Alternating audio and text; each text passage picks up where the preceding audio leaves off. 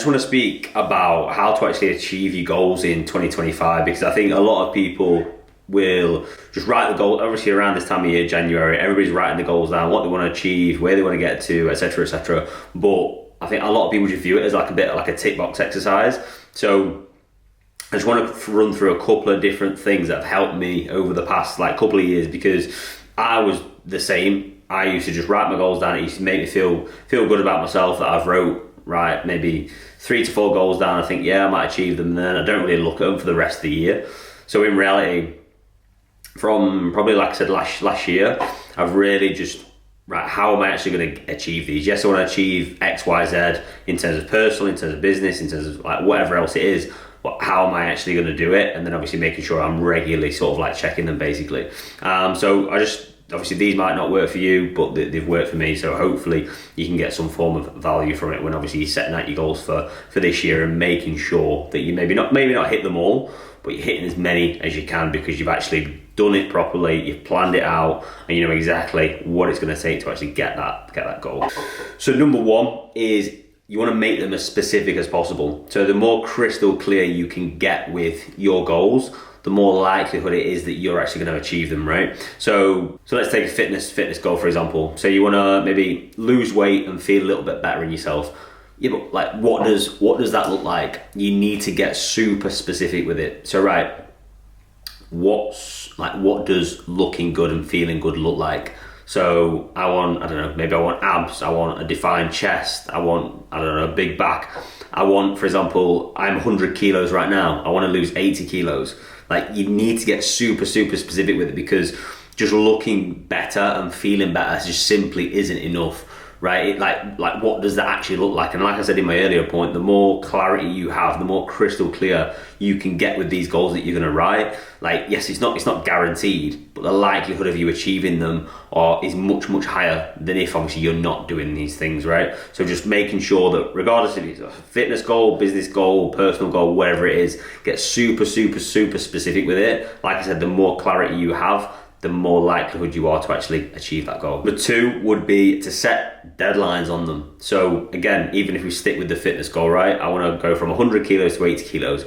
Yeah, great. You're specific with it in terms of how you want it to look, but when? There's no point in terms of just setting that goal. It's like you need to put a deadline on it, because then you know what you've got to do in what specific time frames in terms of how to actually achieve that goal specifically. So are you going to want to achieve, if you want to lose that 20 kilos by summer, do you want to lose it by just in 2025, so before December 31st? Like, get super, super clear with it, because like I said, when everything is in alignment, you know exactly how much weight, again, sticking with the fitness example, you know exactly how much weight you want to lose, you know exactly when you want to lose it by, and then we'll go on to my third point in a second. It's very, very difficult for you to not achieve it, as long as it is, of course, realistic, right?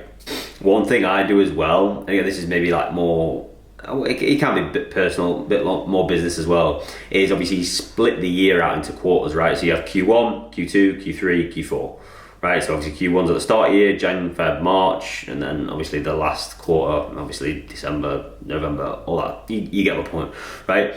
One thing I will do when I'm setting out my goals, so I will do usually like personal goals, maybe business goals, financial goals, specifically for my industry, like content goals as well, in terms of, prime example here, like editing YouTube, get better at YouTube, that sort of thing.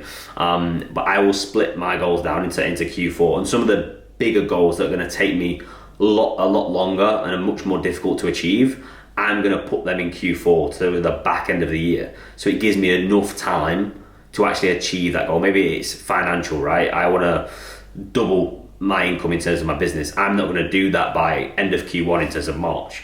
Like, that's a big jump, right? Just for an example. So I'm going to put that, and again, nothing's guaranteed, but I'm going to stack the chips in my favor in terms of, I want to make sure that it's around September, October, and I'm giving myself upwards of like 40 weeks instead of like 12, because in reality that's just not realistic, right? Because that's going to be probably one of my biggest goals for the entire year. So if it's the hardest, you want as much time as possible to actually achieve that goal. Hopefully that makes sense.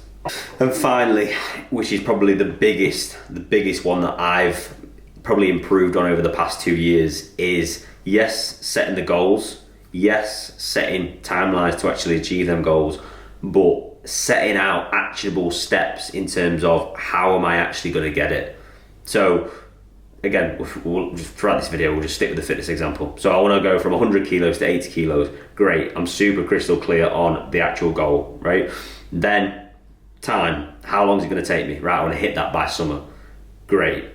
Now, what am I going to have to do to make sure that I am on track to hit that goal by summer? So again, what we just said there about quarters, break that down. What does that look like? What am I going to have to achieve in the next 4 weeks, in the next 8 weeks, in the next 12 weeks, in the next 16 weeks? How much weight am I going to have to lose by 4 weeks in to make sure I'm on track to lose 20 kilos by summer? Again, you need to plan it out as clear as possible. It may sound like this takes a lot of work, right? But yeah, it does, but it's your life, it's your goals, right? If you want to achieve these, you have to delegate a lot of time to make sure that you have a high likelihood of actually achieving them, right? So making sure that we're not, again, like I said at the start of the video, we're not just viewing goal setting as a tick box exercise. We're not just like, right, at the start of the year, I'll write my, I don't know, maybe 5 personal, 5 business, whatever it may be. Great, I've done that, that's ticked off my list, it's made me feel good about myself, great. But you're lying to yourself. Do you know what I mean? You are lying to yourself. That, yeah, great, it might make you feel good for a short time, but again, you've put it out there, but how are you actually going to achieve them? Right? How are you actually going to get there? What does, like I said, what does that look like in 4 weeks, in 8 weeks, in 12 weeks? Right. So if I want to lose 20 kilos, I've got to, maybe you're training twice a week right now. Maybe I'm going to have to increase that to 4 to 5 times a week, or maybe 6 times a week. Right, what does that look like from a recovery standpoint? Right, maybe I'll have to do a sauna once or twice a week because I'm going to do a lot more work my body's not used to. So obviously recovery is going to be a lot more important, because if I'm recovering better, I can then do more the following week in terms of putting more demand and stress on my body through exercise. Right, you can only work as hard as you can recover. So obviously making sure that that's in place. Right, again, just a prime example. Right, what does my diet look like right now? Well, maybe I'm like drinking every single week and I'm going out for food every single week. Maybe I'm going to have to cut that down. Right, if I'm going out four out of 4 weekends, maybe right, I'm going to have to cut down from to two weekends. Maybe I have to cut down from like 1 out of 4 weekends, just to make sure that I'm in that shape. I've hit that milestone by summer. I need to make sure that I'm planning all this out, right? And even that's great. But even if you look at that from, right, what I'm gonna have to do in the next 4 weeks to make sure I'm on track with that. When you look back at that on week 5, it's like, right, well, I didn't do this. So now I'm behind on my goal. So it's like, right, then you'll have to change them slightly. Maybe you're gonna have to obviously up the intensity in terms of the gym, in terms of cardio, because you've almost got to play catch up to make sure that maybe you should have lost 4 kilos in the first month and you only lost like 2. Right, well now I need to pick up the pace and make up for that 2 kilos that I should have lost in that first month.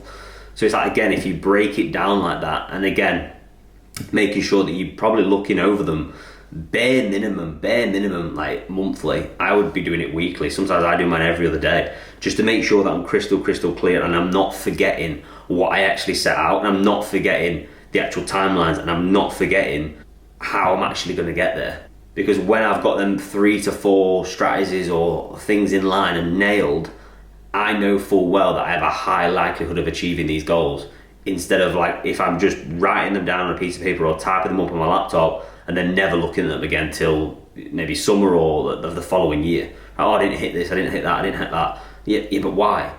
Well, obviously you didn't hit them because you didn't plan it out at all. You just wrote them down and thought they were going to magically be accomplished. It just doesn't make sense if you actually think about it. So yeah, I mean, I'll wrap it up now. I just think I wanted to get that across because I made a mistake a couple of years ago in terms of viewing it as a bit like a tick box exercise, not taking it as serious as it should be taken. Because if you really do want to achieve big things in life, yes, you're gonna have to set these goals, but it's like you need to make sure that you're setting these timelines and making sure that you have specific actions that are going to align with achieving that goal whenever you're actually going to achieve it, right? So yeah, hopefully you obviously guys have found some form of value in this, a little bit more of a serious one. But yeah, whatever you say, like, comment, subscribe, all that jazz. I think I've got 7 now, so we're going up in the world. But yeah, a few more won't go amiss. So yeah, hopefully obviously you found some value, and peace.